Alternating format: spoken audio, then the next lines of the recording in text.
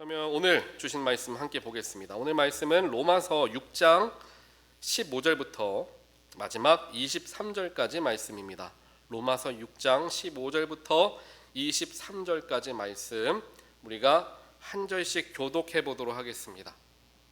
제가 먼저 읽고 그 다음 여러분 읽어서 교독을 하겠습니다. 15절 제가 먼저 읽겠습니다. 그런즉 어찌하리요? 우리가 법 아래 있지 아니하고 은혜 아래에 있으니 죄를 지으리요? 그럴 수 없느니라.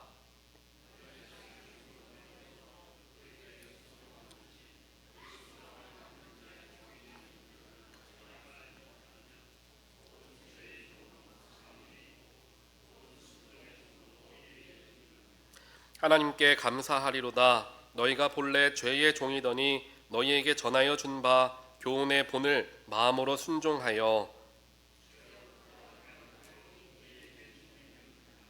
너희 육신이 연약함으로 내가 사람의 예대로 말하노니 전에 너희가 너희 지체를 부정과 불법에 내주어 불법에 이른 것 같이 이제는 너희 지체를 의에게 종으로 내주어 거룩함에 이르라.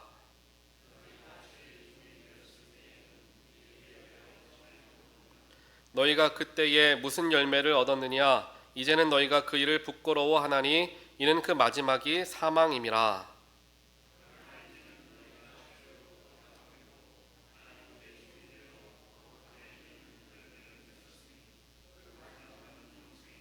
함께 읽겠습니다.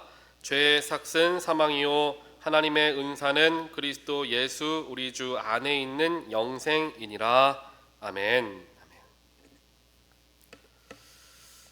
삶을 살아가다 보면 여러 가지 우리가 이제 다짐이라는 것을 하죠. 다짐이라는 것을 합니다.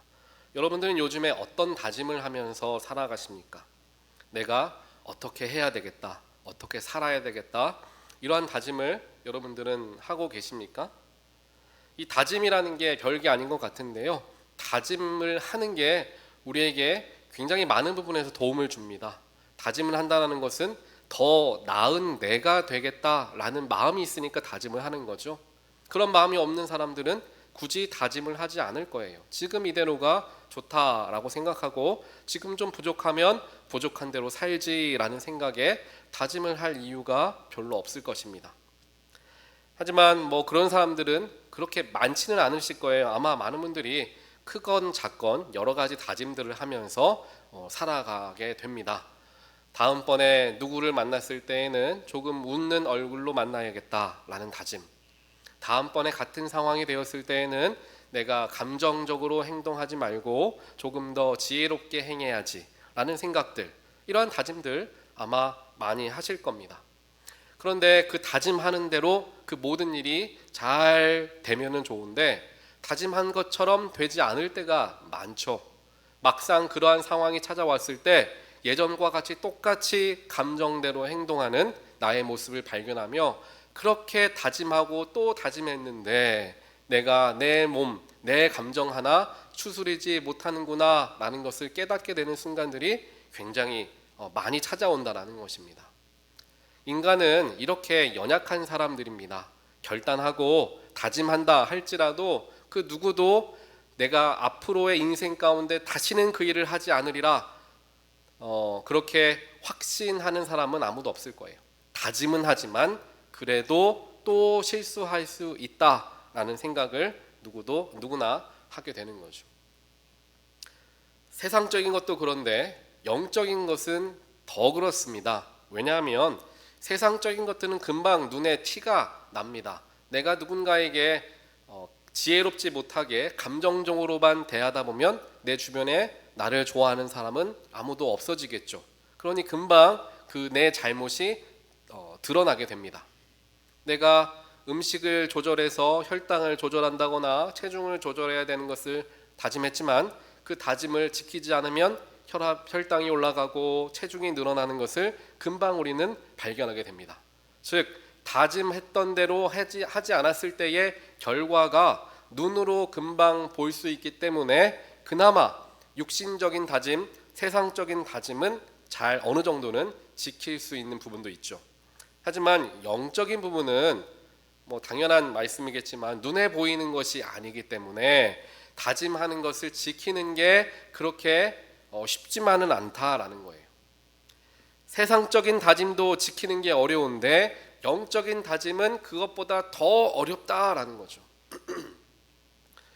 요즘에 11명의 남자들이 주일 오후 1시 반마다 모여서 2시간 동안, 우리는 1시간 반을 잡았는데 2시간, 시간이 모자라요. 2시간 동안 아주 열심히 대화를 나누면서 하나님에 대해서, 내가 만난 예수에 대해서 이런 대화를 나눕니다.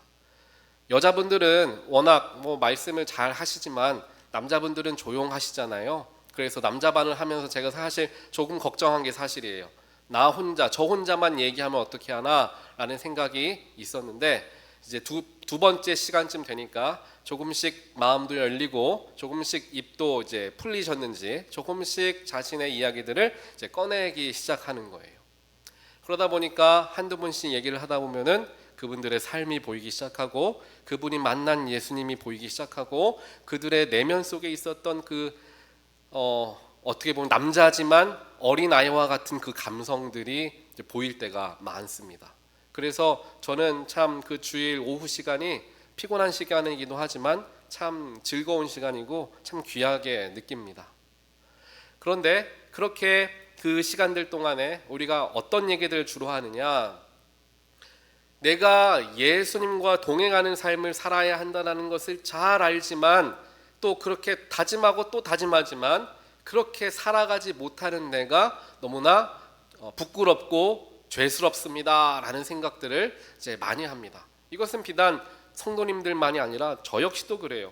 목회자인 저 역시도 매 순간 예수님이 내 안에 계신다라고 생각하며 살아가야지 라고 다짐하고 기도하고 또 기도하는데, 그 잠깐의 찰나의 순간 예수님이 마치 나의 삶 가운데 함께하지 않는 사람처럼 내 마음대로 생각하고 내 마음대로 결정하고 내 감정대로 말하는 그러한 저의 모습을 보면서 얼마나 저 역시도 부끄럽고 연약한 사람인지를 더 많이 깨닫게 되는 순간인 것 같아요. 그만큼 우리의 영을 돌본다라는 것은 다짐한다고 되는 일이 아닐 수 있다는 거예요. 내가 죄를 짓지 말아야지, 죄의 종로를 타지 말아야지, 그렇게 다짐을 해도 그게 쉽게 되지를 않는 게 영의 문제라는 거죠. 오늘 사도 바울도 로마서 6장에서 특별하게 그 얘기를 하고 있는 것입니다. 우리는 어찌 되었던 종이다라는 거예요. 하나님을 믿는 사람이든 믿지 않은 사람이든 우리는 어찌 됐든 종이라는 거죠. 그런데 예수님을 만나기 전까지는 세상의 종, 죄의 종노릇 하던 사람들이었는데 이제 예수님을 믿고 난 후부터는 예수님의 종으로 바뀌어지게 됐다라는 거죠. 종의 신분은 같아요. 그런데 주인이 바뀌었다라는 것입니다. 이전까지는 세상과 죄가 나의 주인이었는데 예수를 만나고 나서부터는 예수님이 나의 주인이 되어졌다라는 거죠. 내 신분이 바뀐 것은 아니지만 내 주인이 바뀌었다라는 사실을 우리는 늘 기억하며 살아가야 하는데, 예전처럼 다시 세상을 섬기려는, 죄를 섬기려는 그러한 연약하고 악한 마음들이 우리 안에 여전히 한켠에 남겨져 있다. 그 이야기를 사도 바울은 하는 거예요. 그 얘기를 왜 하겠습니까? 당연히 죄로부터 자유해야 하는데 자유하지 못하는 것 때문에 안타까워해야 하는 많은 성도들의 모습을 보면서 죄로부터 자유하는 방법이 무엇인가를 가르쳐 주길 원했던 겁니다. 그래서 오늘 로마서 6장 15절부터 23절까지는 우리가 죄로부터 자유하여서 예수님의 종으로서 살아가는 사람들, 다시 말하면 예수님의 모습을 닮아가는 사람들, 또 다시 말하면 잃었던 하나님의 형상을 되찾아가는 그 거룩함의 길은 어떻게 가는 것인가, 이것을 사도 바울이 우리에게 가르쳐주고 있다는 거예요. 잘 듣고 계시죠? 제 말이 조금 어렵나요? 이게 로마서는 좀 쉽지는 않은 말씀인데 제가 편하게 좀 쉽게 말씀드리려고 애를 쓰는데요, 이 세 가지를 얘기하는 거예요. 세 가지. 자, 이 세 가지를 조금 쉽게 한번 보겠습니다. 세 가지. 첫 번째면은 15절과 16절에 나와 있죠. 15절 말씀 잠깐 볼까요? 15절 보면은 중반에 이렇게 기록을 합니다. 우리가 법 아래에 있지 아니하고, 세상법을 얘기하는 거예요. 세상법 아래에 있지 아니하고 은혜 아래에 있으니 죄를 지을래야 지을 수 없다, 이 얘기를 하는 거예요. 자, 다시 말합니다. 15절 다시 계속 보여주세요. 우리가 세상 아래 있지 않고 은혜 아래, 은혜는 무슨 은혜입니까? 예수 십자가의 은혜예요. 나를 구속하신 은혜, 죄의 사슬로부터 끊어내셔서 자유하게 하신 은혜, 그 예수님의 은혜를 얘기하는 거죠. 그 예수님의 은혜 아래 있으니까 죄를 지을 수가 없는 상태가 된 거예요. 우리는 예수를 구주로 믿게 되는 순간부터 죄를 지을 수 없는 상태가 되는 게 맞아요. 그런데 그 상태에 있다라는 것을 내가 잊어버리기 때문에 다시 죄를 짓는다는 거예요. 죄를 짓지 않게 된 상태에 이미 들어갔습니다. 우리는 예수님께서 그의 보혈로 우리의 모든 과거의 죄, 현재의 죄, 미래의 죄까지 다 해결해 주셨기 때문에 더 이상 죄를 지을 수 없는 상태에 들어왔어요. 그런데 우리가 그 상태에 있다라는 것을 잊어버리니까 과거의 삶을 다시 반복하며 살아가게 된다는 거죠. 아마 이런 이야기 들은 적 있으실 거예요. 어린 코끼리에게 나무에다가 밧줄을 걸어서 어린 코끼리 다리에다가 묶어 놓습니다. 그리고 평생을 그 코끼리가 멀리 가지 못하도록 그 다리에 밧줄을 묶어 놓죠.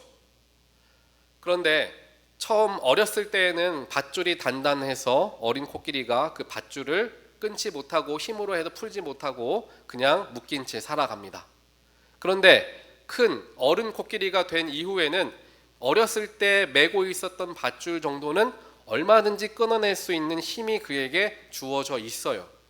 그런데 평생 동안 묶여 있었기 때문에 자신이 어렸을 때 그렇게 수고하며 애쓰며 끊어내려 해도 끊지 못했다라는 생각과 고정관념이 들어가 있으니까 그 밧줄을 끊고 자유로 나아가려는 마음을 자체를 갖지를 못하더라라는 얘기, 아마 들어보셨을 거예요. 자신에게 그러한 이미 능력이 있음에도 불구하고 자신의 옛날의 모습을 생각하며 그 능력을 썩히는 거죠. 마찬가지라는 거예요. 우리는 예수 그리스도의 십자가 보혈의 능력으로 말미암아 모든 죄가 씻겨지게 되었고, 예수님께서 거룩하심으로 내 안에 항상 함께 하신다, 성령으로 함께 하신다 약속하셨기 때문에 성령을 받은 사람은 죄로부터 항상 승리할 수밖에 없는 상태에 들어왔는데, 이것을 잊어버린 채 죄에 넘어지고 또 넘어지는 일들을 반복하는 인생이다, 그 얘기죠. 바로 그때에 사도 바울은 그 점을 얘기하는 거예요. 저와 여러분들은 이미 세상의 종이 아닌 예수의 종이 된 사람들이기 때문에 죄로부터 자유하게 되었음을 기억하십시오. 당신의 주인이 누구인지, 주인이 바뀐 것을 항상 유념하십시오, 그 얘기를 하는 거죠. 16절에서 그 얘기를 하죠. 16절 보면은 너희 자신을 종으로 내주어 누구에게 순종하든지 받는 자의 종이 되는 줄 너희가 알지 못하느냐? 혹은 죄의 종으로 사망에 이르고 혹은 순종의 종으로 의에 이르느니라 라고 얘기를 한다는 거예요. 그러니까 우리 자신을 종으로 내어주어서 누구에게 순종하는지, 그 순종함을 받는 자의 종이 되는 줄을 너희가 모르느냐? 우리가 순종함을 받는 자는 지금 누구예요? 예수 그리스도이시죠. 예수 그리스도의 종이라는 것을 너희가 알지 못하느냐, 지금 이러는 거죠. 반대로 얘기하면 예수 그리스도의 종이라는 것을 왜 모르느냐, 왜 기억하지 못하느냐, 이 이야기를 하는 거예요.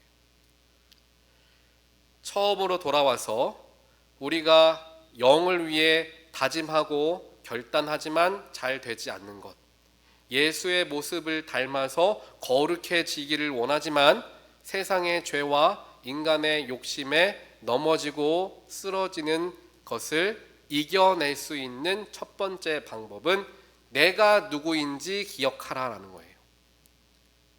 내가 누구인지를 잊지 말라라는 겁니다. 주님께서는 분명 우리에게 약속해 주셨어요. 내 안에 있을 때에, 주와 함께 거할 때에 우리는 모든 죄와 세상으로부터 자유하게 될 것임을 주님께서는 우리에게 생명을 끊어 가시며, 즉 생명을 내어 주시며 우리에게 약속하신 바가 바로 그 약속이라는 거예요. 그렇게 본인의 목숨을 내어주면서까지 살려주신 인생들이 바로 저와 여러분이기 때문에 저와 여러분의 주인은 이미 바뀌었다라는 거예요. 죄의 세상의 종노릇하는 내가 아니라 이제는 예수의 종으로 살아가는, 거룩함 가운데 살아가는 하나님의 의로운 백성들이다라는 사실을 절대로 잊지 마는 것, 항상 기억하는 것, 이것이 거룩함으로 나아가는 방법이다라는 거죠. 내가 죄에서 무너지려고 하고 또 같은 죄를 반복하려고 할 때마다 내가 항상 생각해야 되는 게 그거예요. 내가 죄의 종노릇해서는 안 되지.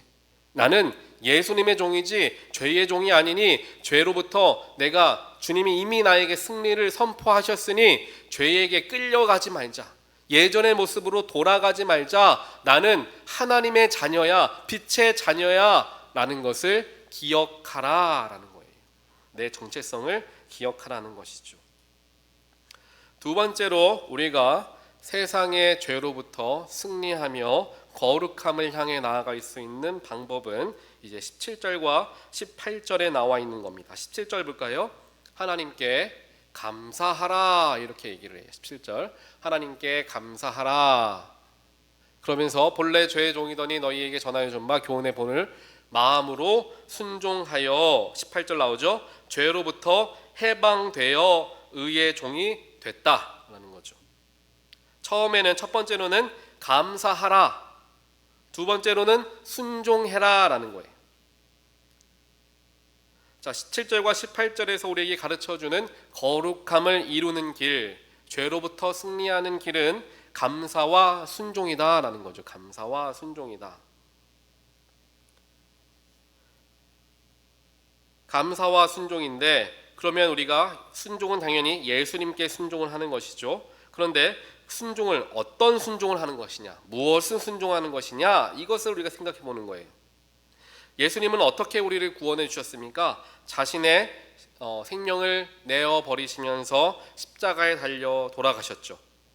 십자가에서 자신의 생명을 기꺼이 내주심으로 하나님께 순종하는 것을 우리에게 보여주셨어요.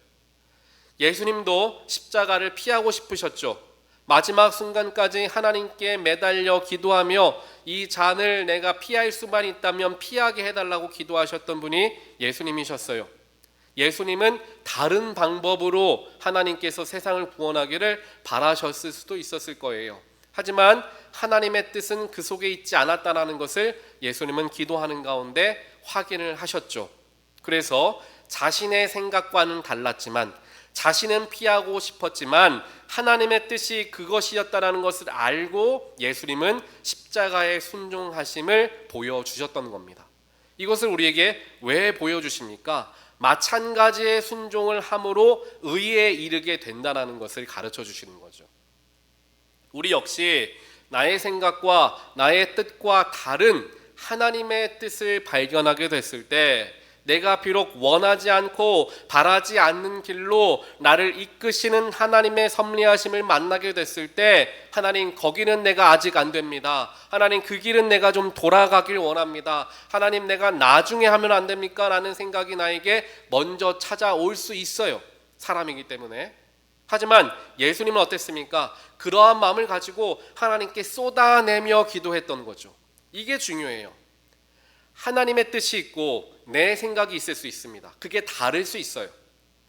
그 다를 때에 내가 만약에 하나님, 나는 하나님 뜻이 맞지 않는다고 생각합니다.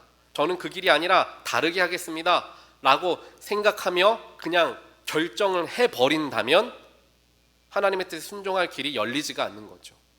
예수님은 어떠셨습니까? 그러한 마음은 있으셨죠. 그런 마음은 있으셨지만 하나님 앞에 나아가 철저하게 눈물로 기도를 하셨던 겁니다. 하나님, 제 생각은 이렇습니다. 내 마음은 이렇습니다. 제가 조금 피하고 싶습니다. 다른 방법은 없습니까? 하나님께 간절하게 기도하는 시간을 가졌다라는 겁니다. 이게 중요해요.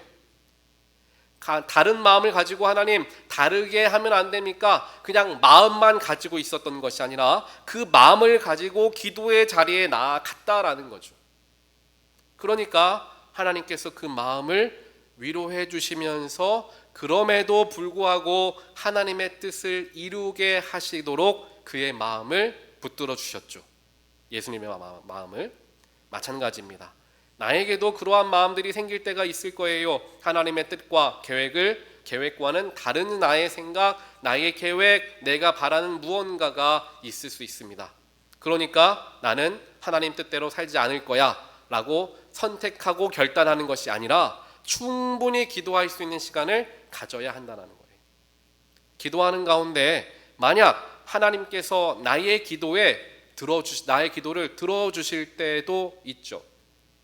나의 기도를 들어주실 때도 있어요. 내가 바라는 것이 하나님의 바라시는 것과 다르지만 하나님께서 우리에게도 사랑의 마음을 주시고 또 우리를 사랑하는 마음으로 우리를 바라보시기 때문에 우리의 마음을 들어주실 때도 있어요. 하지만 그렇지 않으실 때, 그렇게 하지 못하실 때도 있겠죠. 그때에도 내가 순종할 수 있으려면 철저하게 기도하는 자리로 나아가야 한다는 거예요.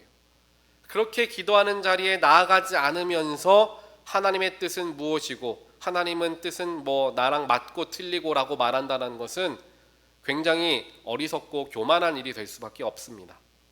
그래서 제가 올해 교회에 부임하고 또 우리 교회에 교단과의 소송 문제가 있었다라는 것 당연히 기도하는 중에 교회에 부임하게 되었고 또 2026년 올해죠. 올해 많은 결정들이 있을 수 있다라는 것을 제가 알았기 때문에 다니엘 21일 작정 새벽 기도로 올해 첫 1월 1일부터 우리가 시작했던 것 다들 기억하실 겁니다. 모든 큰 일을 앞두고 또 결정을 앞두고 또 교회의 마음들이 또 의견들이 분분할 때에 우리가 나아가야 할 것은 네가 맞냐 내가 맞냐의 자리가 아닙니다. 토론의 자리가 아닙니다. 그때는 바로 기도의 자리로 나아가는 거예요. 내가 맞느냐 누가 맞느냐가 아니라 하나님이 맞는 게 무엇인가를 발견하는 자리가 기도의 자리이기 때문입니다. 그래서 우리는 결정과 선택을 하기에 앞서서 철저하게 기도하는 일들을 감당해야 됩니다. 특별하게 개인의 삶에서도 그런데 교회에 나아가는 길목에서는 더욱더 그렇습니다. 기도하지 않고 그냥 이러는 게 맞는 것 같아요. 저러는 게 맞는 것 같아요. 죄송하지만 교만한 얘기밖에 될 수가 없습니다. 같이 철저하게 기도하고 기도의 자리를 사모하며 참여하면서 기도하며 하나님의 마음을 알아간 후에 하나님의 마음이 이런 것 같습니다 라는 나눔들이 있을 때 그게 겸손한 태도가 된다는 거예요. 그래서 우리가 하나님께 감사하는 것과 동시에 순종해야 하는 게 바로 여기에 있다는 겁니다. 순종하는 것은 무슨 순종이냐? 내 생각과 뜻과 다른 하나님의 마음에도 하나님의 계획에도 예수님처럼 순종할 수 있느냐 이것을 얘기하는 거죠. 이러한 훈련과 이러한 과정들을 반복하며 나아갈 때 세상의 죄로부터 이겨내게 되고 거룩함을 갖게 된다라고 사도 바울은 얘기하는 거예요. 이러한 일들을 우리가 영적인 훈련을 해야 되는 거죠. 내 마음에 탁 걸리는 순간 결정하는 게 아니라 기도하며 하나님 뜻을 간구하고 내 생각과 다르다 할지라도 하나님의 뜻이 거기 있다면 순종하려는 훈련들이 나의 삶에 자꾸 일어날 때 점점점 예수를 닮아가는 거룩함이 쌓이고 점점점 세상을 쫓아가려는 내 마음의 죄악된 마음들이 사라지게 된다라는 것을 사도 바울은 가르쳐 주는 거죠. 본인이 경험한 거죠. 이것은 본인이 자신이 맞은 줄 알았고 자신이 옳은 줄 알았기 때문에 사도 바울은 이제 예수님을 만나기 전까지 예수 믿는 사람을 잡아 죽이는 일에 앞장서지 않았습니까? 너무나 열정적인 사람이었습니다. 하지만 그렇게 확신을 했고 그렇게 자기가 반드시 맞다라고 생각했던 게 하나님 보시기에는 틀렸다라는 것을 발견하는 그 순간 그는 철저하게 깨지며 나의 모든 과거는 다 배설물과 같이 쓸데없는 교만의 길들이었다라고 고백하며 새로운 길을 나아가게 되었던 것을 보게 됩니다. 즉 자신이 그러한 삶을 살았기 때문에 세상으로부터 이기는 것, 거룩함의 자리로 나아가는 방법이 뭔지를 분명히 알았던 거예요. 그래서 우리에게 가르쳐 주시는 거죠. 마지막으로 세 번째로 우리가 얘기했죠. 첫 번째로는 내 신분이, 내가 주인이 누구인가, 즉 나는 예수의 종으로 살아가고 있는 것을 기억하는 것. 두 번째로는 마음을 다하여 하나님의 뜻에 순종하는 훈련들을 하는 것. 이 두 개예요. 그것은 뭡니까? 머리로서 우리가 하나님의 백성이다라고 이해를 하고 마음으로서 믿어서 순종하게 되는 거죠. 이제 머리와 마음으로 왔으니 이제 행함으로 가야 되는 거예요. 마지막 세 번째는 행함입니다. 행함. 이것이 이제 19절에 나와 있는 말씀인데 너희가 19절 네. 19절에 보면은 너희 육신이 연약함으로 내가 사람의 예대로 말하노니 전에 너희가 너희 지체를 부정과 불법에 내주어 불법에 이른 것 같이 이제는 너희 지체를 의의 종으로 내주어 거룩함에 이르라 라고 말합니다. 즉 우리의 지체를 의의 종으로 내주어서 거룩함을 이루라는 거죠. 그러면 내 육체를 의의 종으로 내어주는 게 뭘까요? 내 육체를 의의 종으로 내어주는 것. 예수님께서 하신 것을 생각해 보시면 됩니다. 예수님께서 의를 우리에게 허락하여 주시기 위해서 하셨던 일들, 또 본을 보여주셨던 일들이 무엇입니까? 약한 자들, 아직 주님 만나지 못한 사람들, 세상의 여러 가지 힘듦과 어려움의 고통 속에 신음하는 사람들에게 찾아가셔서 그들의 삶을 위로하시고 변화시키시는 일들을 예수님께서는 쭉 해오셨던 것을 우리는 기억합니다. 그렇기에 저와 여러분에게도 찾아와 주셨죠.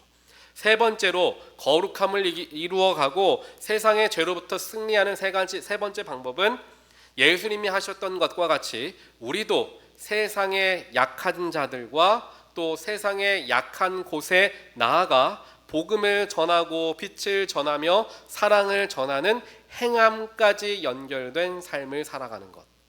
그를 통하여서 거룩함을 이루고 죄로부터 승리하게 된다. 이 얘기예요. 그래서 머리와 가슴과 행함이 함께 연결되어져서 표현될 때 죄로부터 승리할 수 있게 되고 예수의 거룩함을 닮아갈 수 있는 나의 삶이 될 수가 있다는 거죠. 그래서 내가 다시는 죄를 짓지 말아야지, 다시는 거룩하지 못한 모습으로 살아가지 말아야지 라는 죄의 혹은 거룩한 모습의 생각, 거기에 집중하는 것이 아니라 오늘 세 가지. 나는 하나님께서 세우신 예수 그리스도의 종이다. 두 번째로 그 하나님 예수님께서 하셨던 것처럼 나도 순종하며 살리라. 마지막으로 세상의 어려운 자들에게, 빛이 필요한 자들에게, 사랑이 필요한 자들에게 사랑과 빛을 전하리라. 이 세 가지가 같이 맞물려 갈 때 우리의 삶이 변화하기 시작한다라는 거죠. 이것이 어찌 보면 저희 교회에서 이제 우리가 쭉 앞으로 하려는 교회의 예배의 변화, 그리고 제자가 되는 변화, 그리고 사회와 지역 사회를 변화시키는 선교의 일들, 이 세 가지가 같이 묶여져 있는 것과 마찬가지가 되는 거죠. 그래서 오늘 말씀을 우리가 잘 기억하시면서 삶에서 여러 가지 낙심되고 힘들 때에 나의 신분을 다시 한번 생각하고 나의 주인을 생각하고 순종함과 행함으로 예수의 거룩함을 회복해 나아가는 우리 모두가 되기를 주님의 이름으로 간절히 축원드립니다. 우리 이 시간 함께 찬양하는 시간 가질 텐데요. 우리 내가 주인 삼은 모든 것 내려놓고, 이 찬양 다들 아실 거예요. 우리 찬양하시면서 내가 세상을 쫓아 살아왔지만 예수의 종이라는 것을 다시 한번 생각하며 주님을 의지하는 내가 되겠습니다. 우리 간절한 마음으로 함께 고백하도록 하겠습니다.